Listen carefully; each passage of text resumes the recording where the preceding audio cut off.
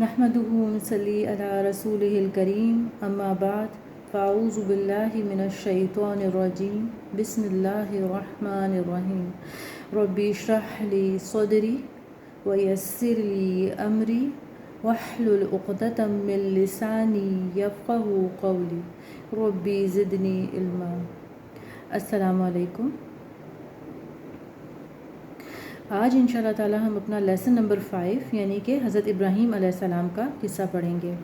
اچھا، ان کا قصہ تھوڑا سا لمبا ہے تو انشاءاللہ ہم کوشش کریں گے کہ اس کو 3 کلاسز میں کور کریں، اور اس کے ساتھ ساتھ ہم جو ہے ان کے بیٹے حضرت اسماعیل علیہ السلام اور ان کے بھتیجے حضرت لوط علیہ السلام ان کا بھی قصہ جو ہے اس کے بیچ میں انشاءاللہ تعالی دیکھیں گے، ٹھیک ہے، تاکہ ہمارا ٹائم جو ہے وہ بچ سکے۔ اچھا، ہم یہ جانتے ہیں کہ ان کا قصہ جو ہے وہ فل آف ایونٹس ہے، فل آف ٹرائلز ہے، اور یہ اسٹوری ہے فیتھ اور لو کی، ٹھیک۔ اچھا، ہم لیسنس پہلے دیکھتے ہیں، پھر انشاءاللہ قرآن کی ان آیتوں کی تلاوت کریں گے جس میں حضرت ابراہیم علیہ السلام کا ذکر ہے، تاکہ ہمیں جو ہے ان کا قصہ صحیح سمجھ آ سکے۔ اچھا، سب سے پہلے تو ہم یہ دیکھتے ہیں کہ ہم نے جیسے لاسٹ کلاس میں بھی بات کی تھی، جو پاکستان کے حالات ہیں، ہمیں نہیں پتہ کہ اللہ تعالیٰ سزا دے رہے ہیں یا یہ آزمائش ہے، ٹھیک ہے نا۔ تو ہمیں جو ہے یہ دیکھنے کی ضرورت ہے کہ اللہ بہتر جانتا ہے کہ یہ آزمائش ہے یا سزا ہے، ٹھیک ہے، اور ہم اس چیز کو جج نہیں کر سکتے، ٹھیک ہے نا۔ صرف اس کو ٹیسٹ کرنے کا ایک فارمولا ہے، بہت ایزی۔ ہم یہ دیکھ لیں کہ اس پریشانی، اس ٹرائل کے بعد ہم اللہ سے قریب ہو گئے یا ہم اللہ سے دور ہو گئے، اور ہم جو غلطیاں کر رہے تھے وہ کر رہے ہیں، یا ہم نے وہ جو ہے اللہ تعالیٰ سے معافی مانگ کے ان کو چھوڑ دیا کرنا۔ اگر کسی کو انڈیویجولی اپنی ذات میں دیکھنا ہو تو وہ بھی دیکھ سکتا ہے، اور اگر بحیثیت قوم دیکھنا ہے تو وہ بھی دیکھ سکتا ہے، ٹھیک ہے نا۔ تو بس اس کو صرف ہم اس طرح جج کر سکتے ہیں سمجھنے کے لیے کہ یہ سزا ہے یا اللہ تعالیٰ کی آزمائش ہے، کوئی ٹرائل ہم پر آیا ہے، ٹھیک ہے نا، تو ہمیں آئیڈیا ہو جائے گا۔ لیکن اگین وہی بات ہے کہ ہم خود سے فیصلہ نہیں کر سکتے، اللہ ہی بہتر جانتا ہے۔ ہمارے کرنے کا کام کیا ہے کہ ہم اپنی غلطیوں کو سنوارنے، بہتر کرنے کی کوشش کریں اور اللہ تعالیٰ سے استغفار کریں، ٹھیک۔ اچھا، اس کی اگزامپل دیکھ لیتے ہیں۔ دیکھیں، بعض اوقات کیا ہوتا ہے، اللہ تعالیٰ اپنے نیک بندوں کو، ٹھیک ہے، اور پیغمبروں کی اگر ہم بات کر رہے ہیں تو بعض اوقات ان کو ٹرین کرنے کے لیے ان کی زندگی میں کچھ ٹرائلز آتے ہیں۔ جیسے کہ آپ دیکھیں، رسول پاک صلی اللہ علیہ وسلم کے والدین کا بچپن میں ہی انتقال ہو گیا، ٹھیک، تھوڑے بڑے ہوئے تو پھر دادا کا بھی انتقال ہو گیا۔ تو کیوں ہوا؟ کیونکہ اللہ تعالیٰ جب کسی سے کوئی بڑا کام لینا چاہ رہا ہوتا ہے تو کیا کرتا ہے کہ ان کو اس طرح کے حالات سے گزارتا ہے کہ وہ کہنا چاہیے کہ ان کے نرو اسٹرانگ ہو جائیں، ان کو بڑے بڑے معاملات جو ہے نا وہ ڈیل کرنا آ جائیں، ٹھیک ہے۔ تو یہ ٹرائلز تھی جو ہم نے دیکھی کہ حضرت ابراہیم علیہ السلام کی زندگی میں بھی تھی اور حضور صلی اللہ علیہ وسلم کی زندگی میں بھی تھی۔ اس کو ہم اس طرح ایک مثال سے سمجھتے ہیں، جیسے ایتھلیٹس ہیں، ٹھیک ہے نا، یہ کیا کرتے ہیں، یہ بہت زیادہ پریکٹس کرتے ہیں، اپنی انرجی جو ہے وہ لگاتے ہیں۔ کیوں؟ کیونکہ ان کو جیتنا ہوتا ہے، ٹھیک ہے نا، تو یہ اپنا اسٹیمنا بلڈ کر رہے ہوتے ہیں، ٹھیک ہے۔ تو اسی طریقے سے اللہ تعالیٰ بھی جو ہے، جن لوگوں سے اللہ تعالیٰ نے بڑے بڑے کام لینے ہوتے ہیں، ان کی زندگیوں میں اس طرح کے ٹرائلز آتے ہیں، ٹھیک۔ تو ہمیں کبھی بھی جو ہے وہ مایوس نہیں ہونا اللہ سے، اور جو ہے ہمیں نہیں معلوم کہ ہماری زندگی میں جو یہ پریشانی آئی ہے یہ کس وجہ سے آئی ہے، ٹھیک ہے نا۔ اور بس ہمیں جو ہے بس کرنے کا کام، ہمارے کرنے کا کام کیا ہے، وہ یہ کہ ایز این انڈیویجول میں دیکھوں کہ میرے اندر کیا خامی ہے اور میں اس کو امپروو کرنے کی کوشش کروں، یا قوم کو ہم دیکھیں کہ ہم کس طرف جا رہے ہیں، یعنی دین کے پوائنٹ آف ویو سے بھی اپنے آپ کو دیکھیں، اور پلس یہ کہ ہم یہ دیکھیں کہ اخلاقی طور پر بھی ہم کیا اوپر جا رہے ہیں، یا ہم تھوڑا سا اپلفٹ ہو رہے ہیں، یا ہم جو ہے وہ ڈاؤن دا روڈ جا رہے ہیں۔ اس چیز سے جو ہے بھی ہم تھوڑا اندازہ کر سکتے ہیں۔ لیکن اگین سب سے مین بات یہ کہ اللہ سے مایوس نہیں ہونا۔ اللہ تعالیٰ کبھی بھی جو ہے وہ حالات بدل سکتا ہے، اور اس کی زندہ مثال جو ہے حضرت یونس علیہ السلام کی قوم کی ہے۔ انشاءاللہ تعالیٰ جب ہم ان کے قصے کو دیکھیں گے تو یہ بات اور واضح ہو کر سامنے آئے گی۔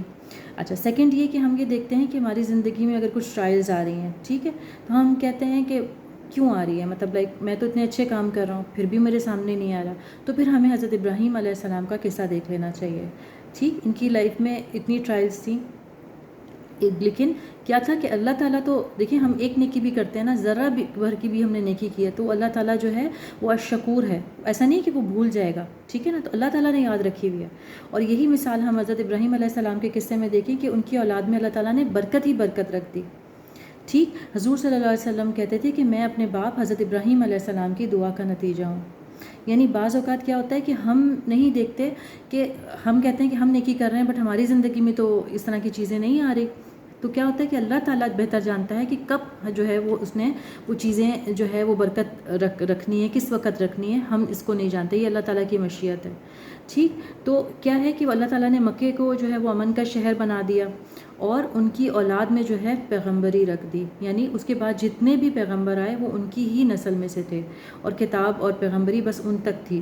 یہ کس کی دعا اور کس کی محنت تھی؟ یہ حضرت ابراہیم علیہ السلام کی محنت تھی، اور ان کا فیتھ تھا، یعنی یقین تھا اللہ پر، جس کا نتیجہ اللہ تعالیٰ نے ان کی اولاد میں ظاہر کیا. تو کیا ہے کہ بعض اوقات ہمیں نظر نہیں آتی وہ چیزیں، لیکن اللہ تعالیٰ نے برکت رکھی ہوتی ہے. ہمیں اللہ پہ ٹرسٹ کرنے کی ضرورت ہے کہ یقیناً اللہ تعالیٰ جو ہے اس کا اجر ہمیں دے گا.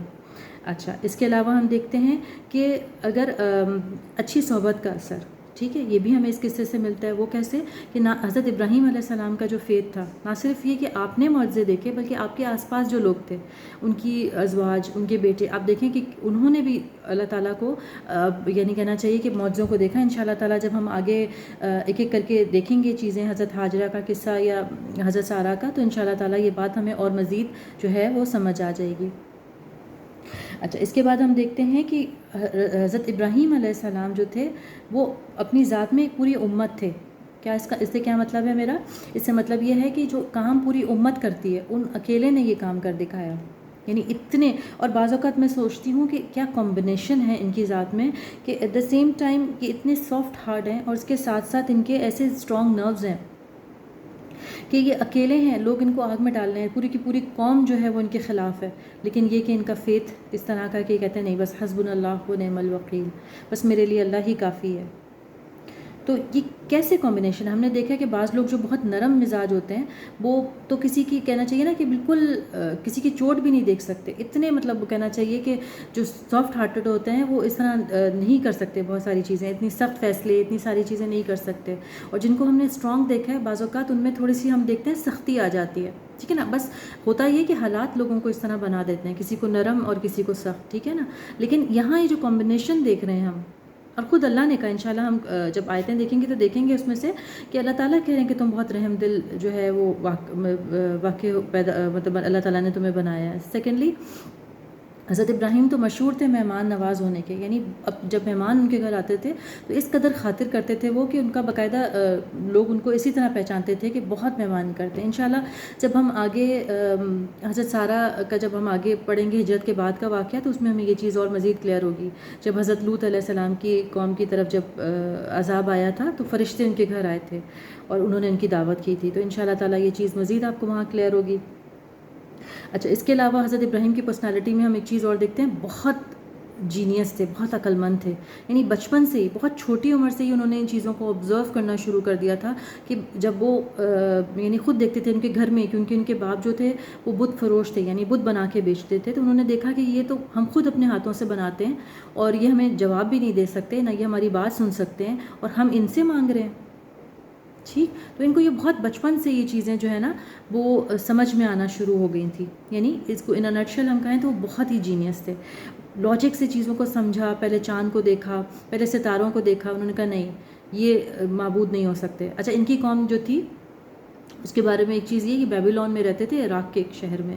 ٹھیک. تو یہ قوم جو تھی بت پرستی کے ساتھ ساتھ ان کے اندر ایک چیز اور ڈیولپ ہو گئی تھی کہ یہ جو ہے وہ ستاروں کی بھی پرستش کرنا، چاند، ستارے، سورج، ان کی بھی جو ہے وہ عبادت کرنا شروع ہو گئے تھے. ٹھیک. تو ان کو یہ بات سمجھ آ گئی. قرآن میں ہی آتا ہے کہ انہوں نے پہلے ستارے کو اپنا معبود سمجھا، یعنی وتھ لاجک ہر چیز کو سمجھ رہے ہیں. پھر انہوں نے کہا نہیں، اگر یہ چھپ جاتا ہے تو اس کا مطلب یہ خدا نہیں ہو سکتا. پھر انہوں نے چاند کو کہا کہ یہ میرا معبود ہوگا، لیکن پھر دیکھا کہ وہ بھی غروب وہ بھی چلا جاتا ہے، تو اس کو بھی جو ہے وہ نے کہا یہ میرا معبود نہیں ہو سکتا. پھر سورج کو دیکھا تو سورج کو بھی کہا کہ نہیں، یہ بھی غروب ہو جاتا ہے، یہ میری کیسے جو ہے وہ خواہشات کو پورا کر سکتا ہے، کس طرح میری مدد کر سکتا ہے. تو یعنی وتھ لاجک انہوں نے چیزوں کو سمجھا، ان کو جو ہے اپنی عقل کو استعمال کیا. تو یہ چیز بہت ضروری ہے، یعنی آبزرویشن کے ساتھ، اور انہوں نے جو ہے وہ یہ ایمان لے کر ہے. اور اس طرح کا ایمان جو ہوتا ہے وہ بہت ہی مضبوط ہوتا ہے. کیوں؟ کیونکہ اپنی سوچ کر جو ہے اللہ تعالیٰ پر وہ ایمان لے کر آئے تھے. ٹھیک. اور انہوں نے اپنی قوم کی طرف بھی نا لاجک سے ہی بات کی، ان کو بھی لاجک سے سمجھانے کی کوشش کی. انشاءاللہ وہ بھی ہم آیت میں دیکھتے ہیں کہ کس طریقے سے انہوں نے کہا کہ تمہارے بت تو بولتے بھی نہیں، جب انہوں نے توڑا تھا. انشاءاللہ وہ ہم دیکھیں گے آیت میں. اچھا اس کے علاوہ یہ کہ جو لیڈر ہوتا ہے وہ اپنی راہیں خود بناتا ہے, وہ فالوور نہیں تھے. یعنی ان کو اگر پوری قوم بھی جو تھی وہ ایک چیز کہہ رہی تھی لیکن ان کو یہ بات سمجھ آ رہی تھی کہ یہ چیز ٹھیک نہیں ہے, تو انہوں نے ان کے اگینسٹ جو ہے وہ اسٹیپ لیا. ٹھیک, اس سے ان کی پرسنالٹی ہمیں نظر آتی ہے. اچھا ایک چیز اور بہت امپورٹنٹ وہ یہ کہ وہ حق پر ہونے کے باوجود ایٹ ٹائمز یہ ہوتا ہے کہ آپ پر چیزیں, یعنی ایمان لانے والے کتنے تھے؟ صرف 2, ایک ان کے بھتیجے اور ایک ان کی بیوی. مطلب آپ سمجھیں کہ وہ جب ہجرت کی انہوں نے تو ان کے ساتھ فقط یہ 2 لوگ تھے, حتیٰ یہ کہ ان کے باپ بھی جو تھے وہ ان کو آگ جلانے والوں کے ساتھ تھے. ٹھیک, اور ہم یہ دیکھتے ہیں ایک چیز اور ہمیں یہاں پر سمجھ آتی ہے, وہ کیا کہ ہاروسکوپ جو آج کل بہت زیادہ فیمس ہے کہنا چاہیے, لوگ بہت بلیو کرتے ہیں, تو اللہ تعالیٰ نے اس چیز سے بھی ہمیں منع کیا ہے کہ یہ چیزیں ہمیں کیا دے سکتی ہیں, ان کو تو خود اللہ تعالیٰ نے تخلیق کیا, بنایا ہے, تو یہ کیسے ہمارے جو قسمت جو ہے بہتر کر سکتی ہیں. تو آج تو شاید ہم اس طرح نہیں چاند ستاروں کی پرستش کرتے, ان کی عبادت کرتے, لیکن یہ جو ہاروسکوپ ہے اس کو دیکھتے ہیں, تو اس چیز سے بھی ہمیں اللہ تعالیٰ نے منع کیا ہے. کیوں ہم اپنا پیسہ, اپنی انرجیز, ساری چیز, اپنا ٹائم جو ہے ان چیزوں پر لگائیں جس کی کوئی حیثیت نہیں ہے. اگر اس کی کوئی حیثیت ہوتی تو یہ ہاروسکوپ جو بھی کر رہے ہیں یہ اپنی قسمت کو بہتر کر لیتے, تو اس چیز سے بھی ہمیں بچنا چاہیے. ٹھیک, اچھا اب ہم تھوڑی سی آیتیں دیکھ لیتے ہیں, ساری تو نہیں لیکن ان شاء اللہ تعالیٰ کوشش کرتے ہیں 2-3 کو دیکھ لیتے ہیں تاکہ ہمیں بات سمجھ آئے. ٹھیک ہے, سورہ عنکبوت آیت نمبر 16 سے 27 کی میں تلاوت کرتی ہوں. بسم اللہ الرحمن الرحیم. اور ابراہیم کو یاد کرو جب انہوں نے اپنی قوم سے کہا کہ اللہ کی عبادت کرو اور اس سے ڈرو, اگر تم سمجھ رکھتے ہو تو یہ تمہارے حق میں بہتر ہے. تم اللہ کو چھوڑ کر بتوں کو پوچھتے ہو اور جھوٹی باتیں دل سے گھڑ لیتے ہو. بلا شبہ جن لوگوں کو تم اللہ کے سوا پوچھتے ہو وہ تم کو رزق دینے کا اختیار نہیں رکھتے. بس اللہ ہی کے ہاں سے رزق طلب کرو اور اسی کی عبادت کرو اور اسی کا شکر کرو اور اسی کی طرف تم لوٹ کر جاؤ گے. اور اگر تم میری تکذیب کرتے ہو تو تم سے پہلے بھی امتیں اپنے پیغمبروں کی تکذیب کر چکی ہیں, اور پیغمبر کے ذمے کھول کر سنا دینے کے سوا اور کچھ نہیں. کیا انہوں نے نہیں دیکھا کہ اللہ کس طرح خلقت کو پہلی بار پیدا کرتا ہے, پھر کس طرح اس کا احاطہ کرے گا؟ یہ اللہ کے لیے آسان ہے. کہہ دو کہ ملک میں چلو پھرو اور دیکھو کہ اس نے کس طرح خلقت کو پہلی دفعہ پیدا کیا ہے, پھر اللہ ہی دوسری نئی پیدائش کرے گا.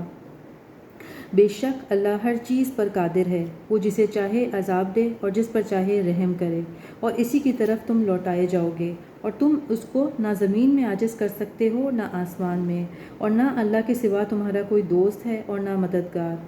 اور جن لوگوں نے اللہ کی آیتوں سے اور اللہ کی ملاقات سے انکار کیا وہ میری رحمت سے نا امید ہو گئے ہیں, اور ان کو درد دینے والا عذاب ہوگا. پھر ان کی قوم کے لوگ جواب میں بولے تو یہ بولے کہ اسے مار ڈالو یا جلا دو, مگر اللہ نے ان کو آگ کی سوزش سے بچا لیا.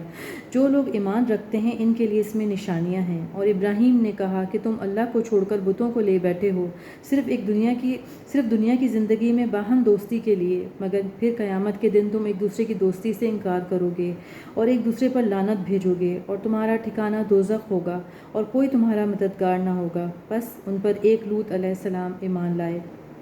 اور ابراہیم علیہ السلام کہنے لگے کہ میں اپنے پروردگار کی طرف ہجرت کرنے والا ہوں, بے شک وہ غالب اور حکمت والا ہے. اور ہم نے ان کو اسحاق اور یعقوب عطا کیے, اور پیغمبری اور کتاب ان کی اولاد میں ہی مقرر کر دی, اور ان کو دنیا میں ان کا صلہ عطا کیا, اور آخرت میں بھی نیک لوگوں میں ہوں گے. ایک اور دیکھ لیتے ہیں سورہ مریم آیت نمبر 41 سے 48. اور اے نبی صلی اللہ علیہ وسلم اس کتاب میں ابراہیم علیہ السلام کا قصہ بیان کیجیے, بے شک وہ نہایت سچے پیغمبر تھے. جب انہوں نے اپنے باپ سے کہا ابا جان آپ ایسی چیزوں کو کیوں پوچھتے ہیں جو نہ سنیں اور نہ دیکھیں اور نہ آپ کے کچھ کام آ سکیں؟ ابا جان مجھے ایسا علم ملا ہے جو آپ کو نہیں ملا, لہٰذا میرے ساتھ ہو جائیے, میں آپ کو سیدھی راہ پر چلا دوں گا. ابا جان شیطان کی پرستش نہ کیجیے, بے شک شیطان رحم کرنے والے اللہ کا نافرمان ہے. ابا جان مجھے ڈر لگتا ہے کہ کہیں آپ کو اللہ کا عذاب نہ آ پکڑے تو آپ شیطان کے ساتھی بن جائیں. اس نے کہا کہ ابراہیم کیا تم میرے معبودوں سے برگزشتہ ہو؟ اگر تو باز نہیں آئے گا تو میں تجھے سنگسار کر دوں گا. یعنی پتھر مار مار کے ہلاک کرنا, سنسار کا یہ مطلب ہوتا ہے. آگے دیکھتے ہیں، اور تو ہمیشہ کے لیے مجھ سے دور ہو جا۔ ابراہیم علیہ السلام نے کہا اچھا تم پر سلام ہو، اور کہا کہ میں آپ کے لیے اپنے پروردگار سے بخشش مانگوں گا، بے شک وہ مجھ پر نہایت مہربان ہے، اور آپ لوگوں میں سے اور جن کو اللہ کے سوا پکارتے ہیں ان سے کنارہ کرتا ہوں، اور اپنے پروردگار ہی کو پکاروں گا۔ مجھے یقین ہے کہ میں اپنے پروردگار کو پکار کر محروم نہیں رہوں گا۔ اچھا ایک دو اور دیکھ لیتے ہیں۔ بسم اللہ الرحمن الرحیم، سورہ توبہ آیت نمبر 114۔ اور ابراہیم کا اپنے باپ کے لیے بخشش مانگنا تو ایک وعدے کے سبب تھا جو اس سے وہ کر چکے تھے، لیکن جب ان کو معلوم ہو گیا کہ وہ اللہ کا دشمن ہے تو اس سے بیزار ہو گئے۔ کچھ شک نہیں کہ ابراہیم بڑے نرم دل اور متحمل تھے۔ ٹھیک، یعنی دیکھ رہے ہیں کہ باپ جو ہے وہ ایسی ایسی باتیں کر رہے ہیں، اس کے باوجود جو ہے وہ کہہ رہے ہیں کہ میں آپ کے لیے اللہ سے دعا کروں گا، لیکن پھر اللہ تعالیٰ نے ان کو منع کیا کہ جو ہے کافروں کے لیے دعا نہیں کی جا سکتی۔ ٹھیک، اچھا ایک اور دیکھ لیتے ہیں، سورہ انبیاء آیت نمبر 51 میں کو دیکھتے ہیں۔ بسم اللہ الرحمن الرحیم۔ اور ہم نے ابراہیم کو پہلے سے ہی ہدایت دی تھی، اور ہم ان کے حال سے واقف تھے جب انہوں نے اپنے باپ سے کہا کہ یہ کیا مورتیاں ہیں جن کی پرستش پر تم متقف اور قائم ہو۔ وہ کہنے لگے کہ ہم نے اپنے باپ دادا کو اس کی پرستش کرتے دیکھا ہے۔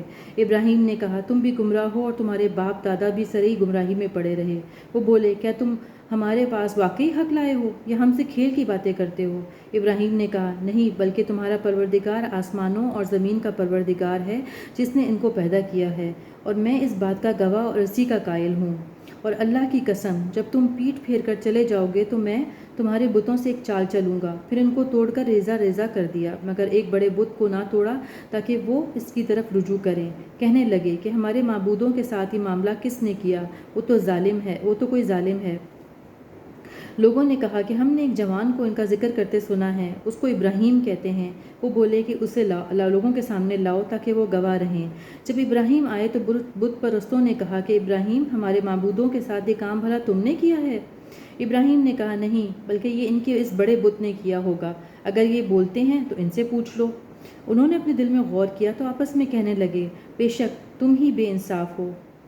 یعنی لاجک سے حضرت ابراہیم علیہ السلام نے ان کو بات سمجھانی چاہیے اور ان کو سمجھ بھی آئی، لیکن پھر بھی انہوں نے انکار کیا۔ ٹھیک، آگے دیکھتے ہیں۔ پھر انہوں نے شرمندہ ہو کر سر نیچا کر لیا اور ابراہیم سے کہنے لگے کہ تم جانتے ہو یہ بولتے نہیں۔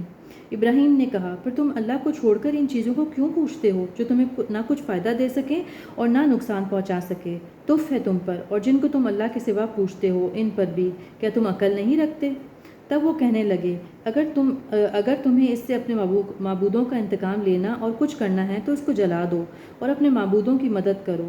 ہم نے حکم دیا کہ اے آگ سرد ہو جا اور ابراہیم علیہ السلام پر موجب سلامتی بن جا۔ ان لوگوں نے ابراہیم کا برا چاہا تھا مگر ہم نے انہی کو نقصان میں ڈال دیا۔ یعنی پوری سٹوری جو ہے پوری قرآن کے اندر ہے اور بھی جگہوں پہ حضرت ابراہیم کا ذکر ہے۔ ٹھیک، تو انشاءاللہ تعالیٰ آگے ہم نیکسٹ کلاس میں ان کی ہجرت کے بعد کا جو ہے وہ سارا قصہ پڑھیں گے۔ یہیں پر اس کو ختم کرتے ہیں، انشاءاللہ نئی جو چیز شروع ہوگی پھر اس کو ہم نیکسٹ کلاس میں دیکھیں گے۔ سبحان ربک رب العزت عما یصفون وسلام علی المرسلین والحمد للہ رب العالمین۔ السلام علیکم ورحمۃ اللہ وبرکاتہ۔